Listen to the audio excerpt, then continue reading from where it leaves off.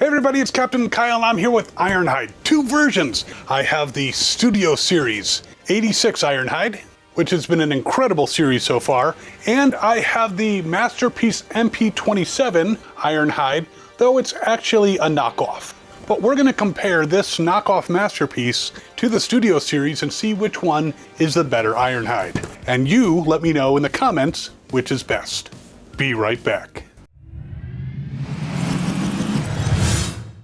So before we get to the Ironhides, I do want to point out my awesome shirt. Say hello to my little friends of Soundwave. This shirt was provided by 80stees.com, and they have been kind enough to sponsor a number of videos on this channel, including this one.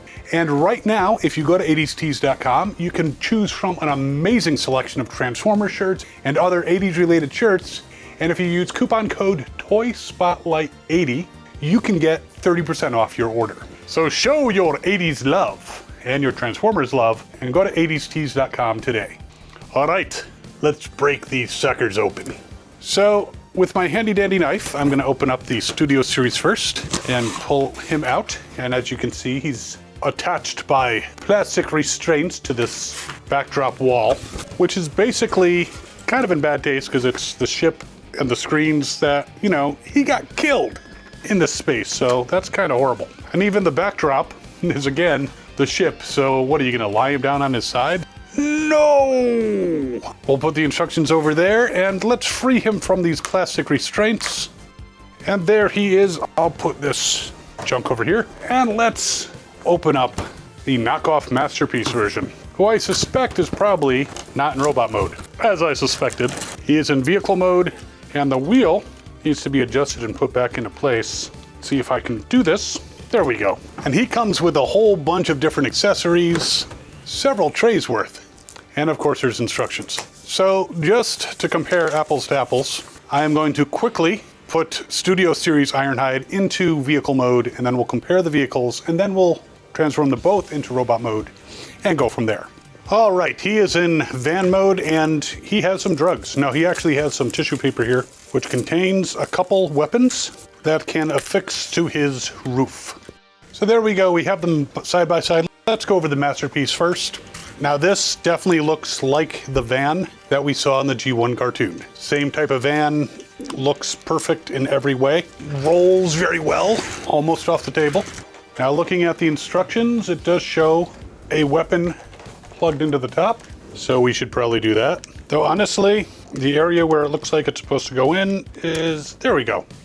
He's got his gun on the top, just like so. So a good looking van. You can attach various weapons to the top. I've never been a big fan of that. It takes away the whole robots in disguise thing. But there you go, a very nice van. As I said, the wheels were a little misaligned when I took it out of the box, but that might happen with the actual one and not just knockoffs. Here's a Studio Series. He also rolls well enough. He's got these two weapons that I put on the top. I'm gonna take them off, put them aside. Again, robots in disguise. Now this van is a good van, but it's not quite the same shape as the one from the cartoon. Right, Sky? You can notice the difference, right? So it's good, but definitely not exactly the same. Little kibble on the bottom, this one about the same. And size-wise, the Masterpiece is obviously a little bit bigger, a little bit rounder. Has rear windows, whereas this one does not. The side windows, these, for some reason, on this side stop here and not on here. I don't know if that's something that I did or if it's something that can be changed. We'll take a look as we go through. And the front grille, much bigger Autobot symbol here, just a tiny one right there. And similar but different looking bumpers. This is truly a Nissan Cherry Vanette, and this is an homage to that particular type of van, but they're not the same. You can also see on the top where we have this gray area, he does not have that. He has these two little posts for his guns. Here you have the post in the center for inserting his gun. Darker windows on the Studio Series. So overall, just looking at these, this looks a little more screen accurate, the Masterpiece. I'm not saying the Studio Series is bad though. But now let's take a look, bye Sky, at the robot modes. And again, we'll start with the Masterpiece. So there is the Masterpiece Ironhide in his robot mode. And I have to say, he's not bad. Definitely, he's an Ironhide. Now I do have to say with this Masterpiece knockoff, I think the tolerances wasn't made probably as nicely as an original. This is the first time I've come across this problem, but some of the pieces, as you move them, there were like some metal pegs that were slightly too long, which made it very difficult to assemble the legs. Some of the pieces, like the little chest piece here, doesn't slide easily all the way into place. So I am going to provide a link at the end to a different seller of Masterpiece Ironhides, but I have to say that this one definitely had some issues. So I'm not going to recommend this particular seller for this particular Transformer. Just minor little itsy bitsy micro things. So of course you may decide you like the Studio 86 better. So there he is, posability wise. He's got these plates on the side, and I understand a lot of people don't like them. I don't like them either because he can't do a full Jean-Claude Van Damme. So that causes a problem for me because I can't do that. His legs can move forward and back, though this crotch piece, the diamond crotch, blocks it from going fully forward. He can bend his knee, but yeah, he just basically can't kick that far forward or that far back because of the way these wheels in the back are. So minuses already for this particular Masterpiece mold. Now, as far as twisting, he does have the ability to twist at the waist. So that's a nice ability right there. Arms wise, he can go forward and that can pop out. He can go forward to an extent, back to an extent, but he can't go all the way up except if you like bring his arm up like that. And that looks kind of doofy. So not loving this Masterpiece. Bends at the elbow, swivels out. The fists do twist, though make sure your arms are pegged firmly together before you try to twist them. So the arms are limited in range, which is not a happy thing. They can swing out to the side. He can come in for a big hug. Let me give you a big hug, Optimus. Who are you and what have you done with Ironhide? The head turns, which is a nice thing. And yeah, he's not bad, but overall, for a Masterpiece, I was expecting something with a little more freedom of movement. And again, I'm a little disappointed at the very minor imperfections in this that cause problems while transforming it. I can possibly figure out a way to shave down those pins, but I might have to take it apart, and that's a lot of work. I don't want to do that. Now, he does have accessories such as his guns. We're going to get into more of accessories later because he's got a ton. But I'll just pop one gun into his hand. Why am I talking like Ironhide again? The shoulders, I don't know if this is with regular ones or just the knockoff, but have a tendency to pop out pretty easily. So again, not loving this Masterpiece for many reasons. Some of which have to do with it being a knockoff and some not. Now, if we take a look at the Studio Series Ironhide, obviously shorter, stockier. I've given him his two guns, and this back piece kind of disturbs me because I'm not sure, should I put it there? Because that looks better in the front. Is it supposed to flip around some way? It's not very clear, so. But as far as posability, this guy can do a full toes up Jean-Claude Van Damme, even wants to other directions. He can kick all the way forward, all the way back, so much better range of motion on the legs. He can knee very well. He's got kind of like the diamond shaped pattern here on his crotch. I'm rubbing his crotch, sorry. That was inappropriate. Go ahead, call HR. But it's a flap so that it allows him the freedom of movement with his legs, which is a nice touch there. As far as twisting at the waist, he does twist at the waist. It's part of the transformation, but it's conveniently located right in his waist. So he twists back and forth. The arms can go all the way up, all the way around with no problems. Can go off to the side. He's got these weird kind of accordion-like joints, but still he can go to the side. He can swivel. The fists also turn, though the gun just came out. Bends at the elbow. So nice range of motion on the fists. I'm gonna put that back in there. And I do notice that these side panels, on my guy at least, like to pop out place. So we'll just push that in. And the other gun came out, so. The head turns. Yes, he can look in all directions. A little bit of tilt up, a little bit of tilt down. Cardi, what's going on? I am a waste metal. Too old. No, you're not, Ironhide. No, you're not. So overall, looks good. The back, yeah, he's got this weird thing here. Doesn't look lovely from the back, but he doesn't look too bad. The back of the Masterpiece, he's got, you know, wheels right where his ass should be, so I guess that protects his ass. But side by side, you can see the Masterpiece is much taller. So size-wise, the Masterpiece has him beat. Why do the guns keep popping out? But as far as posability, I'd have to say the Studio 86, which also has ankle swivels. Now, they both have ankle swivels, but I just think, they look about the same. These are maybe a little bit clunkier, but they both have that capability. Size-wise, the Masterpiece stands at a whopping 9 inches of iron, whereas the Studio Series is a 6-incher. Really depends on what you're into. I do think the stockier look of the Studio Series is more fitting to Ironhide. He just looks a little bit, almost too tall here. Not totally hating it, but just slightly, you know, he should be a little stockier.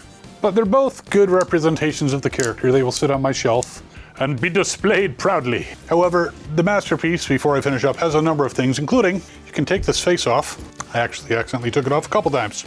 And now that I want to get it off, it's being a little stubborn. So the face that was on him was kind of his wide open mouth. This is kind of just a stern one. But what's interesting is, I don't know if it's just for the knockoff, but his eyes are kind of hollow and red on this face. And this one with the more open mouth has the blue eyes.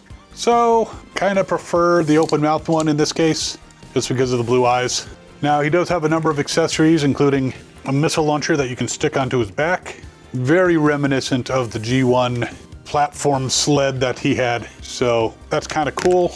Though it fell off, stick it back in there. So he's got that. He's also got a jetpack. I don't think you can use them at the same time. So, put the jetpack on, and he can fly away. Why do you insist on singing?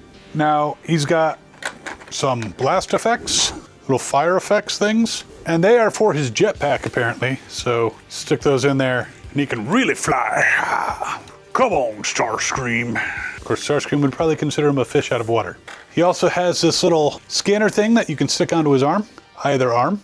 And as a little companion piece to it, there's this little piece of cardboard. So there's a little companion, there's the scanner, and this little cardboard piece goes into his chest so you can look at the readout, which is the result of his scan. And you gotta kind of push it down there hard. But there you go, he's scanning, he's displaying the readout on his chest. It's interesting, but yeah, not my cup of tea. Don't mind the scanner thing, that's kind of neat. Now, he has this, again, very reminiscent of the G1 sled, but he's got this weird little round gun. Though to be honest, with the G1s, I took him off his sled and I gave him one of Frenzy's or Rumble's guns and it worked fine. But he's got this gun, he's got a second one of these so he can, you know, do his last stand shooting 2 guns at once. He also has the ability, you can take either or both of his hands, flip them around and close them. And he's got, well, he likes to squirt things. Liquid nitrogen.